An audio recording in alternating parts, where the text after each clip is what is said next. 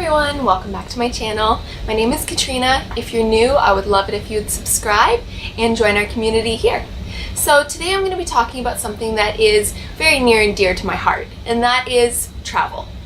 Anyone who knows me knows that I love to travel.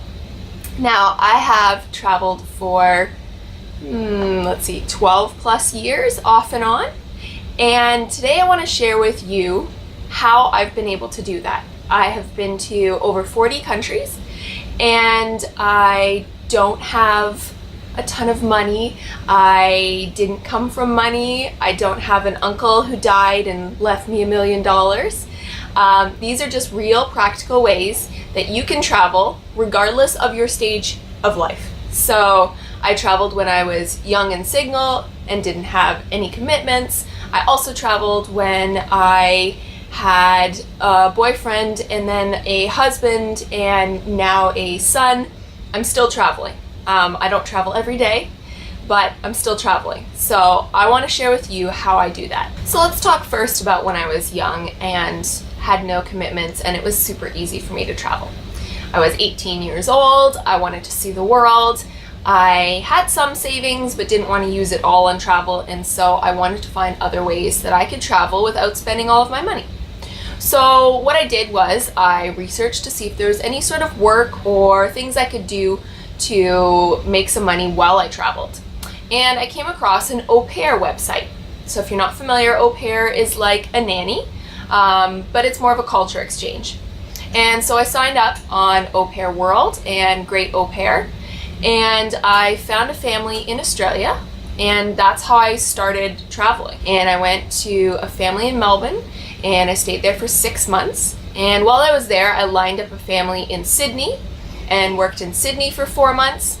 And then while I was there, I lined up a family in New Zealand and went to New Zealand for 2 months. And so I was gone for a whole year, and I was able to see a good chunk of Australia as well as New Zealand.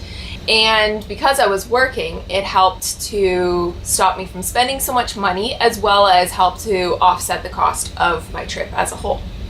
So I would say tip number one, if you are able to, you don't have many commitments, try and work abroad. You don't have to be an au pair. There's a lot of other things you could do. One of the things you can do is get a working holiday visa, especially if you are a part of Commonwealth nations. Then you can work in Australia or New Zealand. It's easy to get a working holiday visa for there, and that's a great way to travel. Then you can work any type of job.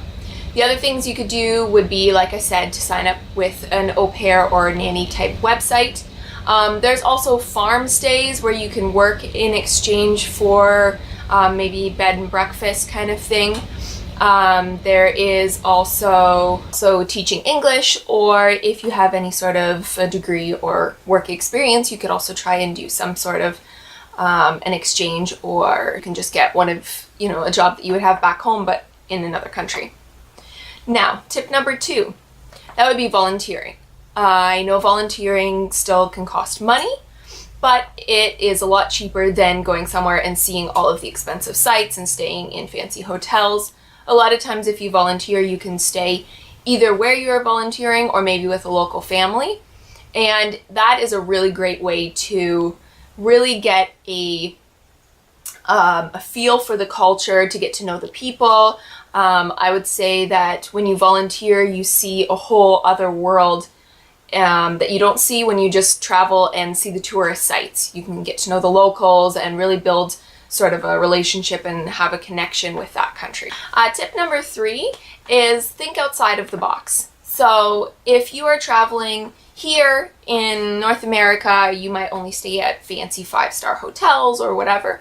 But when you're traveling abroad, don't limit yourself to having to stay in the fancy places. Stay in hostels. I know they have a bad rep with a lot of people, but most of them haven't even stayed in a hostel and just, have heard bad things about them. Hostels can be a great way to meet other people. The nice thing is that you'll often find people who are doing the same thing as you are. So maybe they've got a vehicle and you can catch a ride with them, which will save you money. Maybe you can go to the grocery store and buy food together and then cook in the kitchen in the hostel. So it's a great way to travel for a lot less money. The other thing is that if you're staying in a hostel, they often have connections for cheap tours or free walking tours, or know where to go that is less touristy and will cost you less money. Okay, so these are my tips for people who maybe it's not quite as simple. You're not just single and can just pick up your backpack and go. Maybe you have commitments and it's complicated, right? I understand. So let's say you've got the time off of work, because I can't do anything about that. So I would say tip number 1, make it a priority. If you make it a priority, you're going to travel. Okay? That's just the way it is. It's a choice. So if you make a priority, decide I'm going to travel maybe once or twice a year, and don't say someday. Say February of next year, I'm going to take a trip. And then start saving money. And okay, so maybe you think like, well, that's easier said than done. And it is. But if it's a priority, you're going to have to choose what you want more. So let's say you go to the movies every week. Maybe instead of going to the movies every week, you need to do a free activity and set aside that movie money every week as travel money. Now you're saying, okay, yeah, but I like going to the movies. Well, it's your choice. Do you like going to the movies more than you like to travel? Then maybe your priority is going to the movies and it's not travel. It just needs to be a priority. So for us, the sacrifices we would make is to eat out less and to budget for when we're doing groceries. I try and buy a lot of sale items or 50% off things just to set aside more money. The other thing that I do is I try and have a secondary income that's just for travel.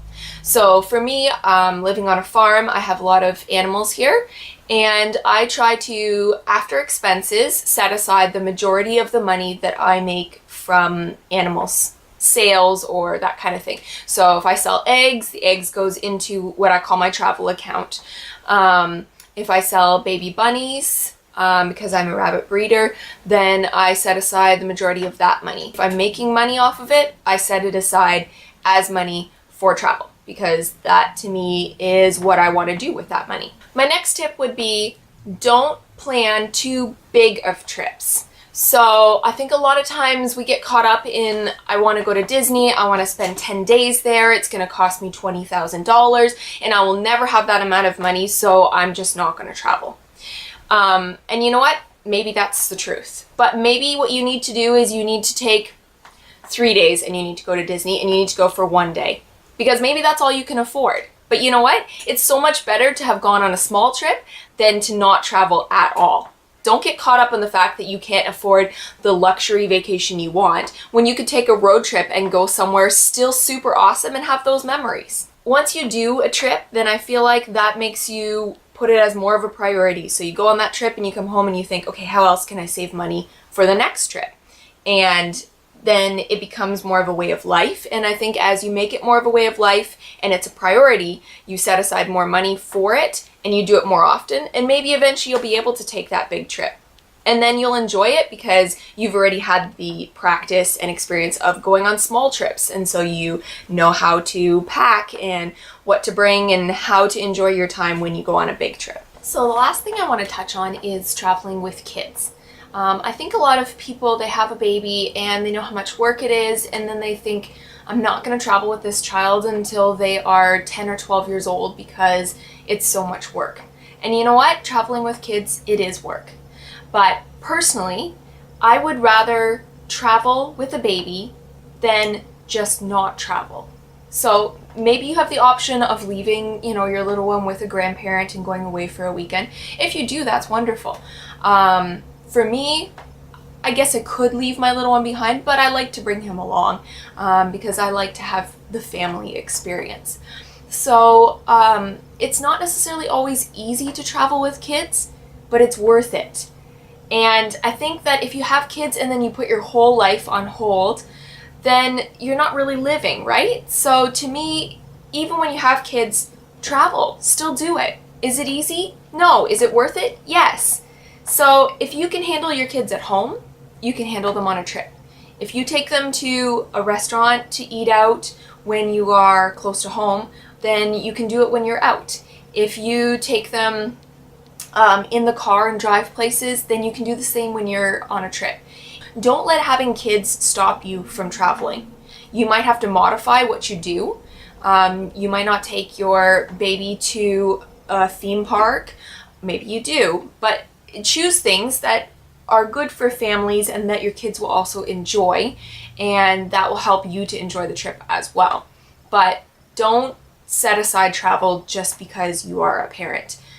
Enjoy the moments that you have as a family and make those memories, and you will not regret it. I really hope that you enjoyed this video and that it has inspired you and helped you to feel like, yes, I can travel. I will be doing more travel videos like this, so do stay tuned. If you haven't subscribed, please do subscribe, red button below, and I will see you guys next time. Bye guys.